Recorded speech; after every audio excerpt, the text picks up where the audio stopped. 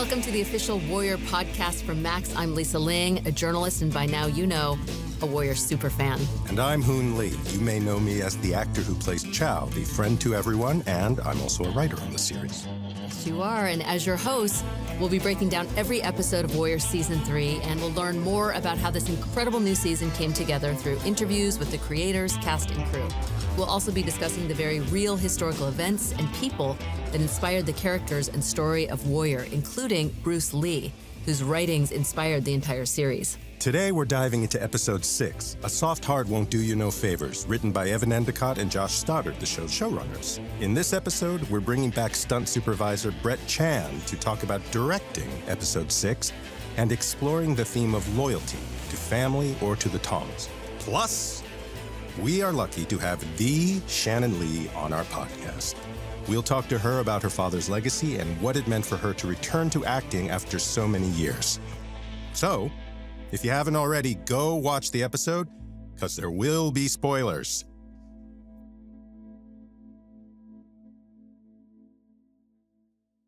Okay, Hoon, so every season, there's one episode where Assam and some of our beloved characters leave Chinatown, where we catch a glimpse of life outside of San Francisco. In season 1, Assam and Young-joon find themselves in a saloon in the Wild West. And in season 2, they, along with Hong, head to a town on the U.S.-Mexico border for a fighting tournament. That's right, but for this season, season 3, we head to not one, but 2 different places. Chow and Lee find themselves in Georgia, where Lee faces off with his aunt and cousins. Assam, Young-joon, and Father Jun head to a mining town to buy silver with counterfeit money. This episode really is full of big moments and realizations for our characters. Lee is finally facing the reality of his actions that we learned about in season 1, and Assam is reckoning with his moral code and loyalty to the Tong. That's very true, Lisa, and I'm excited to talk to both Brett and Shannon about their thoughts filming this episode. But before we get too in the weeds, why don't we start with our episode recap? Let's do that. In this episode, Assam, Young-joon, and Hong meet with Mai Ling and Leong at an ice factory where Yan Mi is printing counterfeit bills. Young-joon makes it clear that he does not trust Mai Ling. As insurance against Mai Ling's probable betrayal, Father Jun sets up a deal with some Germans in a mining town. The scheme is to trade fake chop for silver. When do you leave? We leave tomorrow morning. What, you thought you were staying home? I need a translator. I don't speak German. And I'm betting those crowds don't speak Cantonese either. You're coming. Lee and Chow wake up chained inside a railway car headed to an unknown destination. Chow assumes it's because of the bounty on Lee's head. He tells Lee that it's all about the art of the deal. Pretty picture. All I see is a man who has no loyalties, who has no one, stands for nothing. Now, you like to think that makes you smart. In my mind, that makes you a coward. No, that make me free. When the train stops, it turns out that Lee's cousin and his aunt from Georgia are their captors. At the mining town, Assam, Young-joon, and Father Jun meet with Lucas and Christoph Kruger, Germans who exploit Chinese labor for their mining business. Young-joon and Father Jun watch as Assam does business with them. Young-joon clearly does not know what they're saying, but understands enough to know when the deal was done. In a bar, Father Jun says Assam is chaos and suggests he needs to grow up. It's nothing personal. I was once the same way. What changed? I grew the fuck up. Young-joon genuinely thanks Assam for getting him out of the deportation camp. They hear a commotion as they pass by one of the mine's entrances and see Christoph and 2 of his mercenaries beating a Chinese boy that they suspect is stealing. Assam's nascent sense of justice or morality is piqued, and he moves to intervene. But Lucas arrives to defuse the situation. Assam backs down. Still captive, Lee and Chow ride in a covered wagon. Where the wagon gets stuck, they see an opportunity to fight back, and Chow escapes. He has the key to his chains hidden in his mouth. Meanwhile, in the desert, the deal is complete. On the way out of town, Assam, Father Jun, and Young-joon see a crowd gathered around the thief from before. the young Chinese boy who has been beaten to death and left tied to a pole. This is our fault. Bullshit. We don't know what happened. They wanted us to see him. To see if we do a fucking thing about it. Assam sees it as the Germans mocking them. Father June tells him this is not your fight, but Assam thinks it is. Torn between his gangster loyalties and his warrior calling, Assam walks back toward the camp. After a big fight scene, the Krugers are killed, and Father June is injured. Back in Georgia, to Lee's surprise, Chow returns to help him escape. We end the episode with Chow helping Lee bury his family. A lot happening in this episode. And you can take the gang out of Chinatown, but you can't take the Chinatown out of the gang. Am I right? You are right, and I want to talk about this final moment because Chow sees Lee struggling to bury his own family members, and so he picks up a shovel and helps. What is going on in Chow's mind right then? I mean, for most of the series, they don't like each other very much. Yeah, it's interesting because there have been a couple of opportunities in individual scenes, like, for example, when Chow speaks to Nellie about his daughter in season 2, where I think away from the public and away from sort of people witnessing it, he sort of feels all right to let down his guard, and he reveals that he does have some sort of a moral compass. And I think that his empathy and sympathy for Lee in this moment is really only possible because they're completely alone. But what I thought was most significant about this moment is that we've just seen in this episode that Chow, risks death rather than be compelled to be somebody's slave. And in the end, he volunteers the labor that he was withholding from Lee's aunt and his cousins. Well, respectfully, I mean, I know Chow is a feeling man, but is he really feeling... You take that back right now. Is he really feeling sympathy, or is he helping Lee because he has this sort of relationship with Lee and he knows that having that relationship is useful to him? That's the beauty of the character from my perspective, all that ambiguity and the fact that he doesn't talk about what he's doing in that moment. And I think that that's what's sort of interesting about a character like this in the world, someone who has to maybe change his perspective, his allegiances, or his moral stance on a dime. But that's the place where it's most fun to play, in those gray areas where nothing's quite certain. Well, I'm really into this relationship, and I want to ask you about what it was like to film this scene with Tom Weston-Jones, who plays Agent Lee. What was it like? Well, it's challenging always when you're dealing with an ugly person with no talent, as is the case with Tom Weston-Jones. Tom is actually one of my closest friends in the production, and it always struck us as sort of hilarious that so many of our interactions are sort of confrontational and in direct opposition, and that our characters somewhat stand at different extremes of morality, either sort of, someone who really is the most moral person potentially in our show, and then someone who is, self-proclaimed amoral. But working with him is wonderful. He's an incredibly, he does this thing as an actor that I find so powerful, which is he's just a phenomenal listener. He's somebody who really lives in that moment, and you love having a scene partner like that. The stuff that he does is deceptively hard as an actor, the simplicity that he utilizes. He is hideous to look at. I think we can all agree upon that. It's really tough. I have to turn away every 10 to 15 seconds. Yeah. Well, theirs is definitely a relationship that I want to see develop. I'm looking forward to seeing how it changes and evolves. But in this episode, we also see Assam, Young June, and Father June out of their usual territory. And it's also where we get a cameo from Shannon Lee later in the episode. And we'll chat with Shannon about the show, her father's legacy, and what it was like stepping back into acting. But before that, we want to welcome back the indomitable Brett Chan. We chatted with Brett in episode 2 of our podcast about how he coordinated the different fight scenes and the training that went into those. But for this episode, we're going to talk to him about his role as a director for the series. That's right. Not only did he direct episode 6, he also worked as second unit director of the action sequences and fight choreography on more than 30 episodes of Warrior. So it's no surprise that he earned an Emmy nomination for his work on the series. And I think you can ask anyone in the production. He's such a core, integral part of the DNA of the show. Without Brett, there is no Warrior. Outside of Warrior, though, he's an award-winning stunt coordinator and fight choreographer, and he has over 30 years' experience in various martial arts. He has a 7th-degree black belt in Shotokan Karate and trained in Muay Thai, Krav Maga, Kung Fu, Kali, Taekwondo, kickboxing, and is experienced with various weapon styles. Brett Chan, welcome back to the podcast. Well, thank you. This time, you're coming back to us not only as Warrior's stunt coordinator, but the director of episode 6. Yay! You have been the stunt coordinator for over 30 episodes of Warrior. So how did that prepare you for the director's seat? Well, I mean, I've been second unit directing for a long time. So when Jonathan gave me the reins to second unit direct from season 1, that helped me evolve with the show, because now I'm not just doing the fights. I'm actually integral to the direction of the show.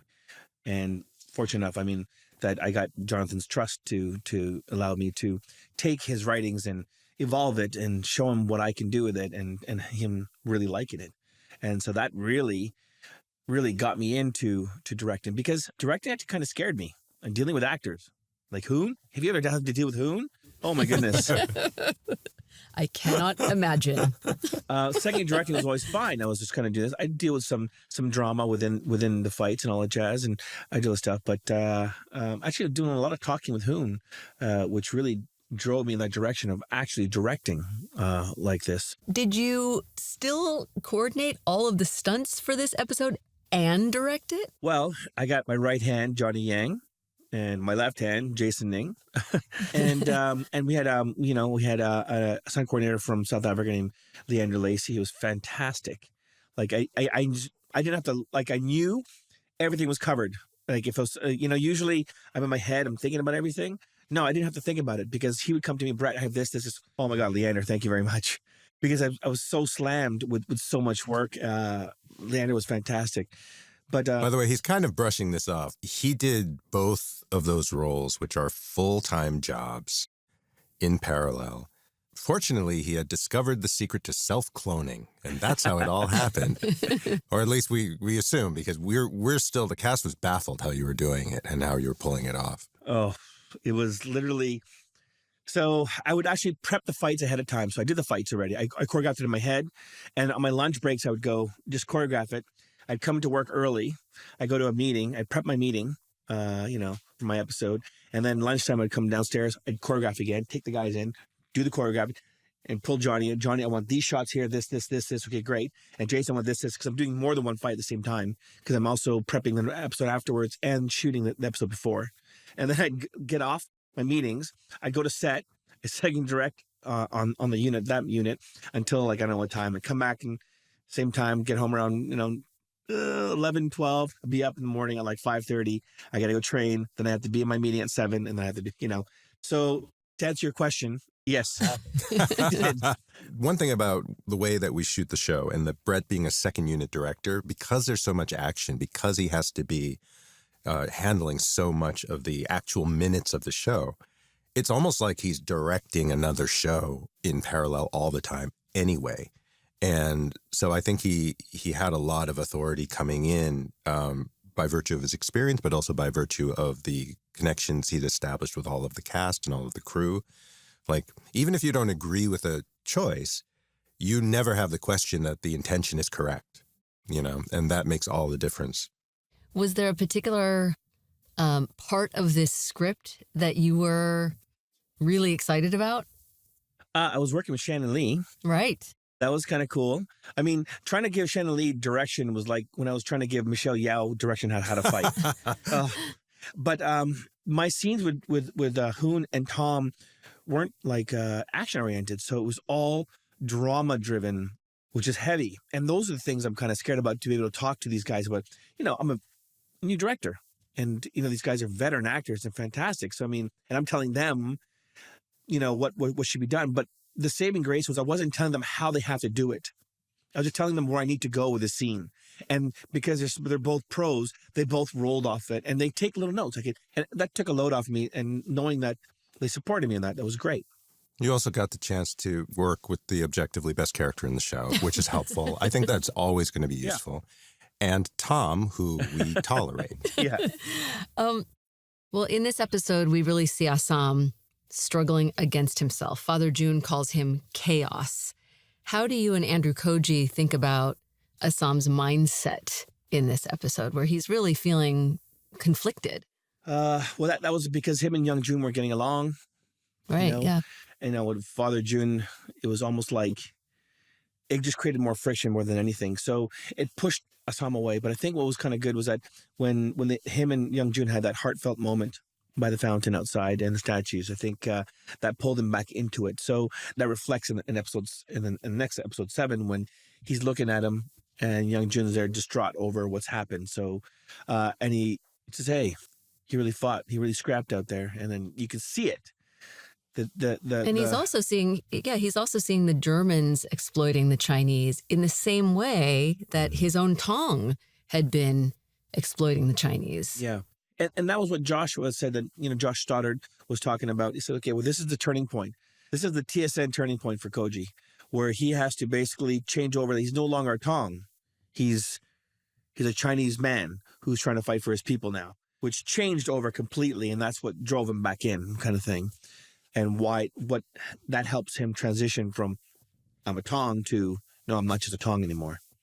Yeah, and Justin and Jonathan, Evan and Josh, they've always talked about the idea that, the show is called Warrior, and the central question is like, what is a warrior? What is the spirit of a true warrior? Which was obviously central to Bruce Lee's ruminations and philosophies as well.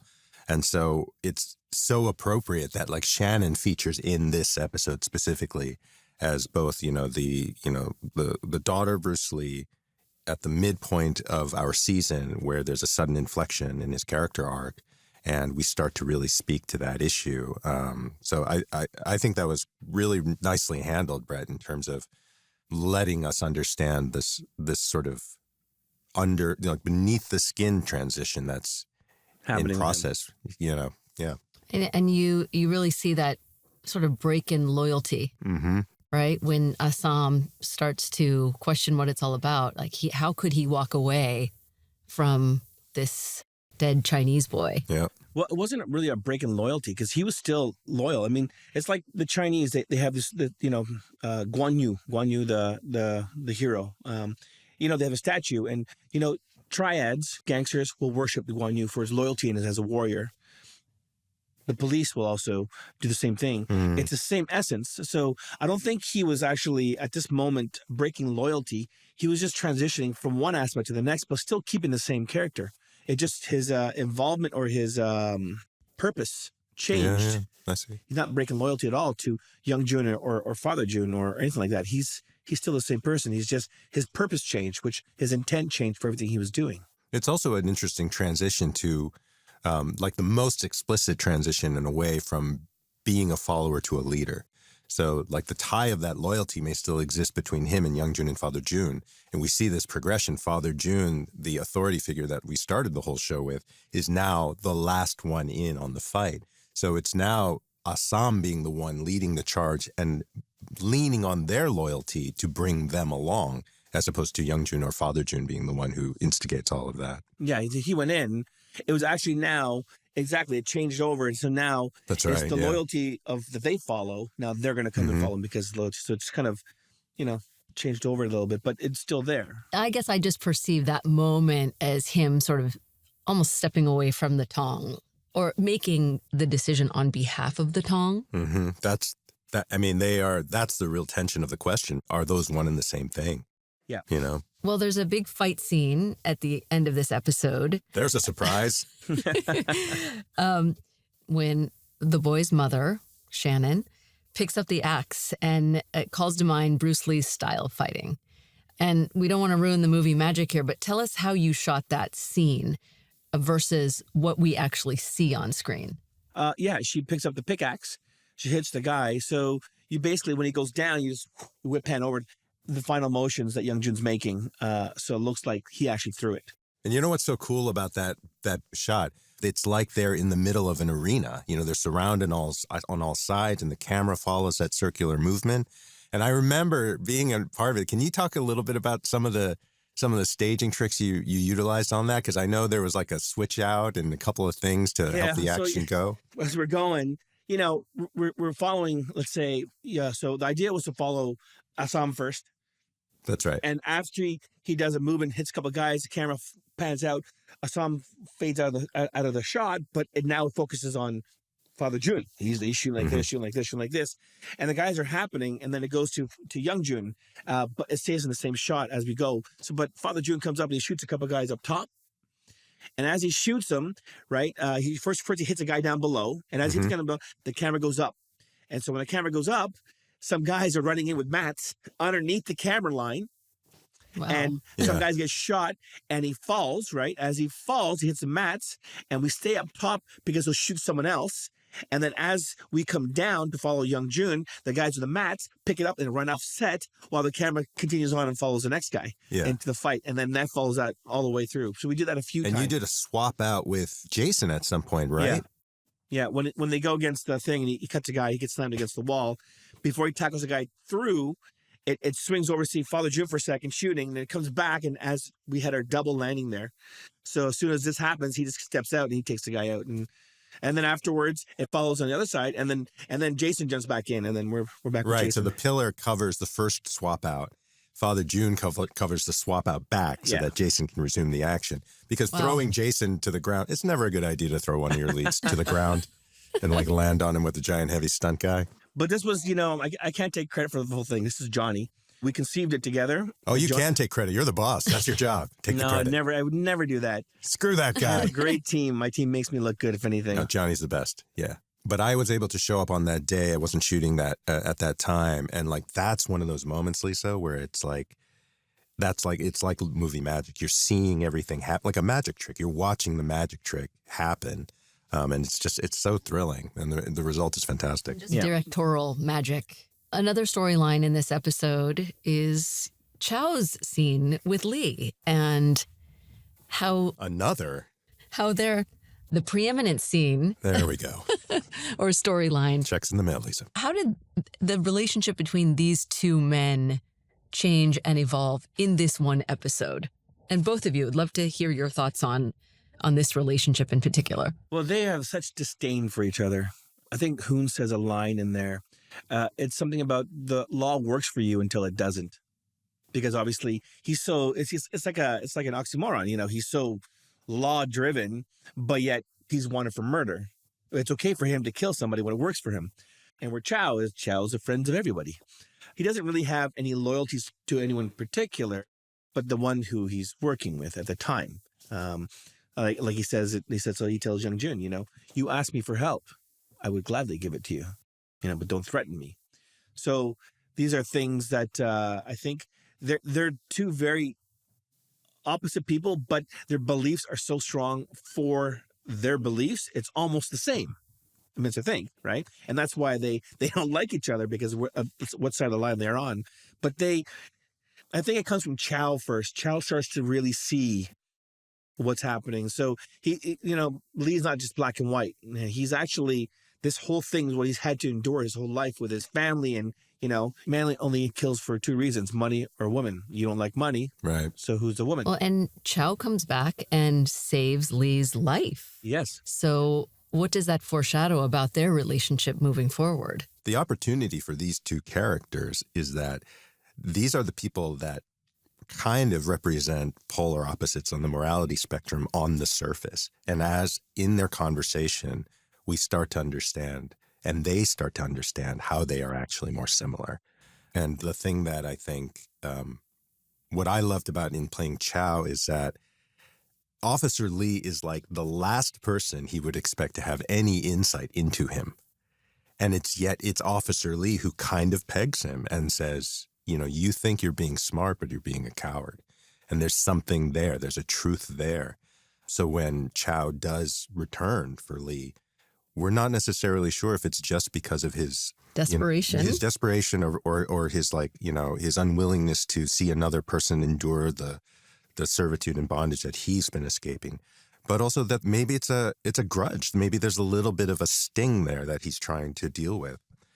And one of the things that's a very underrated skill, but which actors really appreciate, is that Brett understood how to do just enough. It's so easy to over-direct a scene like that. It's so easy to not give the actors breath and space to go and just try and play with it a little bit, especially with the pressures of schedule and time and, get to go do your other job as a stunt coordinator or whatever it might be. Yeah. Well, yeah, I mean, I think the audience is really left with these seeds having been planted and wondering what is going to transpire in this relationship moving forward. Right, but to have that trust, like Brett would set us out, we'd all kind of launch together, and he'd say, like, here's where we're trying to go, and we'd do it. And he would just come in and just offer enough. Like, this is great, encourage this, little bit of a nudge here. Sometimes you get a director, they come in and they just try to re-engineer your whole performance. And it's very counterproductive. So it worked out. I was so pleased. It worked out as well as I could have hoped in terms of the work experience. And I'm really looking forward to you doing more. So I really hope that happens. Yeah, so that's the big question. Did it crush you, or are you excited for the possibility of continuing to do more? Be honest. Because again, Be honest. You didn't just do the job of a director. I mean, you were juggling so many balls and wearing so many hats, which was an extraordinary amount of work. I loved it. I just hope that the viewership who watch it will enjoy it too. And, that just legitimizes my spot or the direction I've taken in my life to be a director at this point. Because, for a long part of my life, I just got dropped in my head for a living. So there's very little hope for me. So, I mean, and we don't have a lot of hair for cushion. We're not. Yeah, right? We're not getting any help in that department. Well, you did a phenomenal job, and it's Thank a you. riveting, thoughtful, exciting episode. So Thank you, kudos thank to you. you, Brett Chan. Brett, before we go completely, I have to ask you one question. One of the things that Bruce Lee is most famous for saying is the phrase, be like water. And we're asking people sort of what their relationship is with that philosophy, if they have one. Was there a moment in time when that really spoke to you? Was there an event or some part of your personal story that speaks directly to that? My whole life's kind of been like that, really. It's about every time you come to a hard point in your life where you think it's not working, when the water's bashing against it, what does water do? It goes around. If it structures up top, it comes and it goes down. If it does, it comes up, goes up. You have to roll with life. You have to roll with everything. Like, you got to keep going. Water is the softest substance, but at the same time, it destroys rocks. I mean, I know it sounds cliche right now, but I mean, it's just over time. It's the persistence that you have to do in your life to keep going on and on. And if you don't ever learn to be like water, then you'll always stay in that same spot all the time. You're never going to change. But as water will evolve. It'll go up, it'll go down, it'll spill, it'll travel. It'll just, as long as it keeps going through. And that's kind of my life's been like the struggles. I mean, from being an Asian born in Canada in the early 70s, I mean, there weren't that many at the time. I got into fights every day because I look Asian. I moved to the Philippines for 3 years, and I got into fights every day there because I wasn't dark enough for the kids. And I come back to Canada in 79, and now the more Asians are there now. But I talk like this, from a heavy Filipino accent. So now I get in fights every day because of that. So if you have to decide in your life which way you're going to go with this. Are you going to roll with it, or are you going to just stay there? And same thing. I mean, the film industry, it's so hard to break into it as a performer. If you don't have someone who can get you in somehow or whatever it is, it's really hard. But you have to keep persistent, and you got to keep rolling with the punches. You really have to start evolving with everything. You can't do this. Okay, we'll learn to do that. You can't do that. You learn to do this, and you just got to keep moving. All right, Brett Chan, thank you so much for joining us. Thank you. Thank you, Brett. Thanks for having me. All right. If you've seen the episode, which I hope you have, we told you to. You should have. You better. You might have noticed a familiar face. That's right. The Shannon Lee, daughter of Bruce Lee, makes a cameo in episode 6, and I was not expecting it. It was an exciting moment. And all I got to say is do not mess with a grieving mother. That's right. Don't spoil too much of the fun, Hoon. Lisa, I already warned our listeners of spoils, so it's on them at this point. Yes, I got to chat with Shannon recently for the pod, but before we get to our conversation, a little about her. Shannon is the CEO and owner of the Bruce Lee Family Companies and chairperson of the Bruce Lee Foundation. In 2020, she wrote her first book, and it's an excellent one, Be Water, My Friend.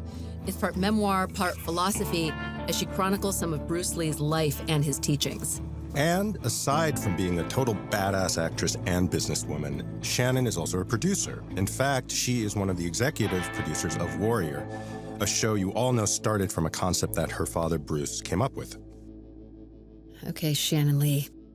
So my first question is, when and how did you discover the treatment for Warrior? Well, actually, it's an interesting question because I'd always known that my father had created a show. It was just part of the stories growing up in my family, that my father had tried to create a show for himself, that he was turned down, and then considered to be too Asian and his accent too thick and all that sort of thing for 60s U.S. television. So the lore of the show was always alive. But I think, I took over looking after my father's legacy in 2000, and probably around a little bit later, like 2006, 7, 8, somewhere in there. My mom had sent me all of my father's things, and I had them in our office. And as you do, you're just kind of going through and organizing, and I came across the treatment at that time. But, not just a treatment, but copious notes, various drafts of this treatment. And I was like, oh my gosh, here this thing. The lore, here it is. When you first had it in your hands, tell me what you thought when you started reading it. Was it handwritten? Yeah, well, so this was typed because he had actually presented it and on a typewriter. But one of the funny things is he had gone in and using colored pens in a couple places, made some things stand out a little bit and stuff like that. But the notes were handwritten, a lot of the notes that came together as research for this particular project. So you have this treatment, and what do you do next with it? I mean, after you read it, did you think there was something there? Could you see it as a viable TV series? Yes, and I have to say, it was a very good treatment. It's slightly different than how our show is today because it was written in the 60s for episodic 60s television. But when I came across it back then, of course, in the back of my mind is this little dream it would be so cool to make this. But I was not producing at that point. I was just sort of getting my arms around this beast of a legacy and figuring out how to manage it and steward it and all of that. So it just kind of went back in a box. And it was many years later that Justin Lin actually called me out of the blue and said, I've always heard this story that your father created a TV show. Is that true? And I was like, oh, yeah, it is. And he's like, you wouldn't happen to know where that is. In fact, it's in this box. And then, we started on the path from there. Well, Justin, who became one of the first executive producers, said that the treatment was ahead of its time. He also called it postmodern. What were your first impressions? I think one of the things that was so beautiful to witness in the reading of not just the treatment itself, but the notes, was the amount of research, the amount of detail. My father really had this knack for telling stories that were sort of culturally important. And, if you think to his movies, like the expatriate experience of the Chinese in Rome, right, for Way of the Dragon, or the Japanese-Chinese conflict for Fist of Fury, right? So he had this way of tuning into stories that were going to be meaningful for his culture. And he's an American-born Chinese person, and this is an American Chinese story. And he did a lot of research. He went to libraries, and you could see what books he was reading and reading up on the Chinese Exclusion Act and the Tong Wars of the time and all this sort of thing. So, it was really well thought out, but then also very playful at the same time, like he was. And I have to say, I think that's a huge hallmark of his and something that helps keep people engaged and inspired is the playful energy. It's not just this harsh, intense, although there's some of that. So were you involved in the writing process of what would become Warrior? For sure. That's always the fun part, right? Yeah. Justin and I, and one of the things I really appreciated about Justin was he was saying, we should make this as a show, but we really need to do it right. We really need to do Your Father's Legacy justice, our creative vision justice. And so we immediately started out on a journey of trying to find writers and listen to a number of different takes from a number of different people. And it was kind of interesting that who we ended up working with was Jonathan Tropper, who, is not Asian, certainly, but who is a huge Bruce Lee fan, who's a black belt himself. Yeah. And is really brilliant. And in particular, really, he just got it, and we had many meetings all together to sort of talk about, well, what is the way into the show? How do we take this kernel of an idea and the energy of it that we have, but like blow it into something much more for modern day audiences? So you actually make a guest appearance this season. Dun, dun, dun. As I was watching the episode, I was like, oh my God, there's Shannon, and she just kicked ass. It was a really, really moving scene. What was it like to be on the show? And your character has this heartbreaking scene that triggers this battle. Yeah. What was it like? It was really, it was so many things. It was really nerve-wracking. It was really exciting. It was really heartwarming. And just, I really can't express enough how special it was to get to do scenes with Andrew and Perry and Jason, to get to have, even though it's a small role, a very intense, emotionally packed role that really is responsible for shifting the tides in the Assam character of like saying to himself, am I going to just let this happen, or am I going to stand up for, our people? And, and then the injury that happens to Father June as a result, and all of these things. So it's a pretty pivotal episode and a pivotal character. Yeah, I know that the actor Perry Young, he's such an activist. Mm-hmm. And I heard that he really struggled with that scene because his character, Father June, wants to walk away when that young boy is laying there dead. Yeah. And so it was just such an emotionally wrought experience. Yeah. On a personal level for everyone involved. Totally. And, I haven't acted since my late 20s.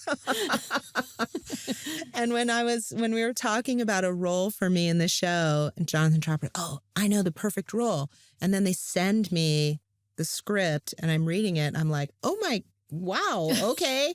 This is, I haven't acted in a while, right? So, but it was really special actually for me because, at the time of my own acting career, it was a very tortured time for me because my brother had just died, and I had set this plan of coming back to LA and getting into acting and doing that together with him. And then he passed. And so I went about that plan anyway, but it was very hard for me to be grounded, to really be committed to that path. And I always, in the back of my mind, was like, it'd be so great to have another opportunity from this place of being more healed, older, wiser, more grounded, to be able to step back into acting and just really give myself the space to really do it. And the fact that I get to do it on this show and with these people, it was beautiful. Yeah, it's a shorter moment in this episode, but such a meaningful one. And the look of anguish that you wore on your face in that moment was, you could really feel that. I had such a visceral reaction to that. This season, really, I really felt Bruce Lee's aura and spirit more than the two previous seasons. Certainly in Assam's fighting style and his gestures. Did you feel the same? And do you think that has been intentional? Yes, I definitely felt the same. And I have to say, Andrew came back for this season. I mean, he's such a hardworking actor and human being anyway. And he's got such a deep soul. And he really thinks about and combines, the philosophical with the physical, just like my father did in his training and in his approach. But this season, I just feel like he really stepped in to owning sort of the emotional content, if you will, of the fight scenes in particular. I mean, he always owned it of his character, but he just slowed down and really felt every moment. And because of that, he's really emanating the energy of my father, I think. When I watched some of those fight scenes, I saw your father somehow. It's really remarkable. Yeah. Yeah. He's a really remarkable actor. He really is embodying and trying to embody, not my father. He's not copying him in any way, but the energy and the sort of idea behind it. As you work on this show, how often do you think about what your father would have thought? I had to say, and not to get all woo-woo about it here, but I feel like I know that he is proud of this show, that he loves it, that he loves what's happening. And in part because just the energy of everyone involved and, from the crew to the cast to the fans, everybody is just in this uplifted, almost protected energy that I feel like he is sort of watching over and guarding in some way and shepherding along. Well, when I hear about the family, right, that the whole Warrior team has become and the collaboration that happens, I think about what your father said. I want to think of myself as a human being under the sky, under the heaven. It just so happened that people are different. I mean, to me, that spirit seems to really pervade the whole Warrior, set and experience, that we're all working under the same sky, these human beings. What are some of your favorite ways that Warrior pays homage to Bruce Lee? I mean, for the real fans, there's a lot of little Easter eggs that are planted, whether it's a gesture or a line or philosophy or a martial arts technique or something. There are tons of those. But I have to say overall, that family thing you just talked about, I mean, that alone, the energy that we all bring together in the making of this show, to me, is very Bruce Lee. He wanted to be able to look across the room at everyone and feel like we're all in this together. And I have to say, he didn't get to experience that in his life, but we get to experience it for him. And I can feel him sort of smiling down on us because of that. And I just think the show carries his energy. It just does, it's hard there's a pulpiness about it. There's a sense of humor about it. The action is intense and amazing. And there's this dramatic human quality and expressive quality that all the characters get to have that I think just speaks volumes. Well, there's a complexity and a humanity to all of the characters. This show is not one that is so black and white. There are just so many really rich layers, which is what I love about it. Yeah, which is how life is. Yeah. What makes Warrior an American story? It is a story about the American experience for many, right? So we've focused a lot, obviously, on the Chinese American experience, but as part of our show, we also have the Irish American experience. And we get to see sort of the politics of the time and the big business desires of the time. It really is speaking to the core of our history as an immigrant nation, our history of how we treated each other in this country, and the desire for that American dream that everybody wants, right? You want to come here and you want to sort of pull yourself up by your bootstraps and be able to make something of your situation and your circumstance. And so in many ways, our show is sort of touching on that. And unfortunately, also how different groups are shut out of that experience as well. Yeah, I mean, it is incredible that it's a piece that is set centuries ago, but that is so relevant today. So many of the themes that are explored in this series are so relevant to what we are experiencing today in America. Yes, and I have to say it was a real goal in the creation of the show to have it feel relevant. So yes, it's a period piece. It takes place in the 19th century, but the way that everybody interacts and talks with each other feels very contemporary, even though it is set, more than 100 years ago. And that was intentional because we wanted those stories to feel accessible to the audience today. And unfortunately, thematically, they very much are. Yeah. Okay, that's it for us. Thanks so much to Brett Chan for returning to the podcast and to Shannon Lee for joining us today. Yes, and keep an eye out on your podcast feed for a very special Bruce Lee episode as we mark the 50th anniversary of Bruce Lee's legacy. It is going to be such a powerful episode. We'll hear from some Bruce Lee experts, biographers, and aficionados like W. Kamau Bell, Jeff Chang, Jeff Yang, and fill you on the lasting impact of Bruce Lee. It's going to be a good one, so we'll see you soon. And stream new episodes of Warrior Thursdays only on Max. And listen to the podcast on Max and wherever you listen to podcasts.